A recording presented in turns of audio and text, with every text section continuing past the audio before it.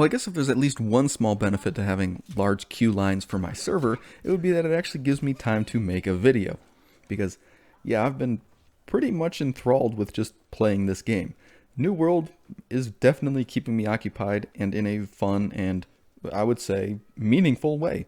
Now, like a lot of players, I'm kind of playing my own way. Obviously, you've got a lot of newer players. You got a lot of players who like farm the crap out of the alpha and the beta, and they know exactly what they want, what they're doing.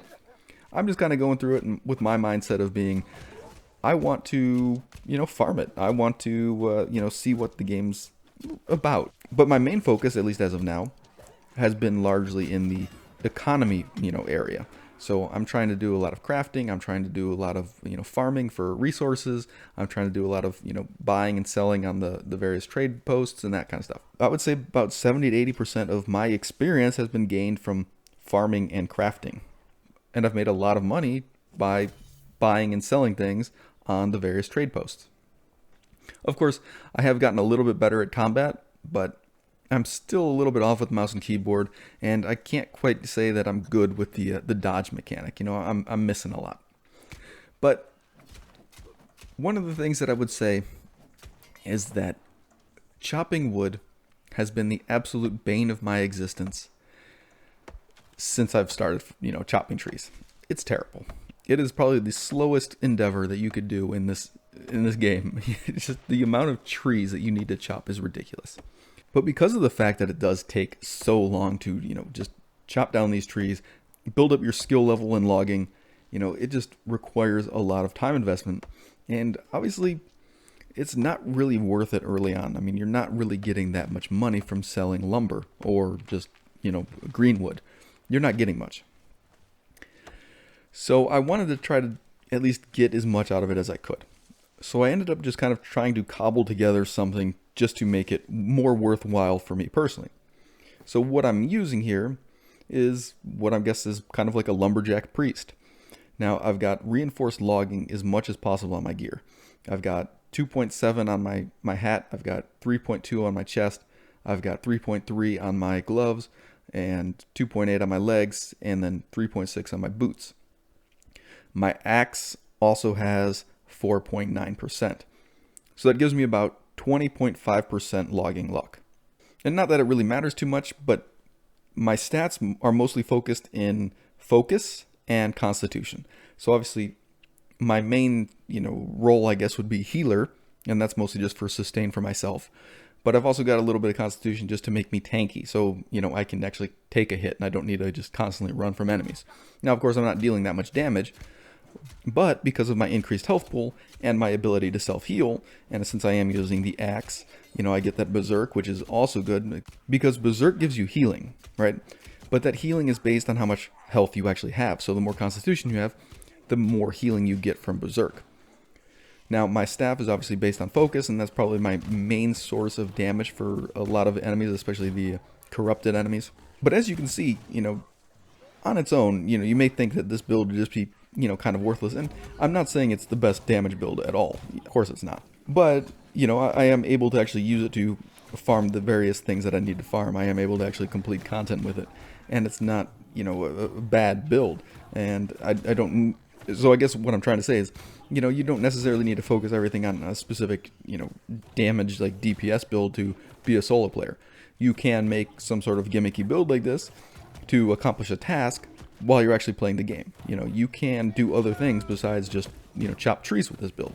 And if you really just didn't want to chop trees, you could still make a build like this with better talents or perks or whatever they're called on the gear, and actually have a more meaningful build for healing a group or something like that.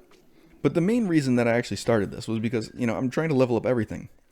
But in the Arcane Repository, there's these gloves that have a requirement for Petrified Wood. And I've been searching everywhere for Petrified Wood. I've been trying to chop down as many trees as I can. And I still have yet to find a single piece of Petrified Wood. So to find a couple of them to actually craft these gloves or any item that requires them just seems insanely ridiculous to me. Like the gloves are only like level 10 or something like that. So now I'm not exactly sure how the leveling system for gear works when you're crafting it, if it actually goes up depending on the resources that you put into it. But I can't really imagine that piece of equipment would be worth it and that petrified wood would have any sort of value to it if you can't actually use it for anything. Like if you get it and then it has no purpose later in the game, what's the point? So I mean, I get that it's rare, but I just, I can't understand why it is so rare. So I mainly put this build together just to actually try to find petrified wood, to see if I could actually get some. Not only to be able to use it and craft items and level up stuff, but also I wanted to get it so I could sell it on the auction house and make more money. So I figured that, if I put all this stuff together, I might have a decent chance of actually finding some. What I ended up wanting to actually test was how much of a benefit compared to my, normal, no logging luck build, how much more materials would I actually get? For a full, wood load, what I would end up getting is about 4 pieces, 4 to 5, somewhere in that range. And I think my bag space was like close to 400 at this point in time. So roughly what I would end up getting without anything was I would get about 1 green crafting material per about 200 pounds of wood. Then once I put on this build, what I was getting was roughly 1 green crafting material per 100 pounds of wood, which, honestly isn't really that great. But I also wanted to see something else, because I do remember that there was a consumable that would actually increase your logging luck. So I ended up going to the kitchen and actually crafting some boiled cabbage. And because I wanted to see, because boiled cabbage is actually kind of expensive, and some of the materials can actually be pretty expensive. So I wanted to see if it was actually worth it. Like, is there really a reason to actually use this stuff? So I ended up testing it out. I had this boiled cabbage in addition to my 20.5%, and I started going and farming things again. And, the whole time I was actually talking in chat because I'm just like, how is this possible? Like, I'm not finding any of this stupid petrified wood. Does this stuff ever exist? Well, I never found any petrified wood, sadly. But what I did discover is that on average, with this boiled cabbage bonus, with the logging luck gear that I was using, with the axe that I was using, I would end up getting about 6 to maybe 8 green crafting items from trees per bag load. So, if a regular no buff was getting 2, if a just logging luck build was getting 4, and then I'm getting 2 to 3 more because of the boiled cabbage. And with wood, it takes you about 15 minutes to get a bag. At least with the steel tools that I'm using and at this level. So it takes about 15 minutes. So what this means is I'm getting like maybe 4 to 6 extra green crafting materials per boiled cabbage. Now, is that really worth it? I mean, honestly, I don't really have that much use for those crafting mats. They're not particularly expensive in the auction house, so it's not like you're going to make a lot of money out of them. And I guess it really just depends on your auction house. If you've got a really good auction house that, you can get cheap boiled cabbage, or you can get cheap material to craft boiled cabbage, maybe if you're going to be logging, you might as well do it. But overall, I don't know.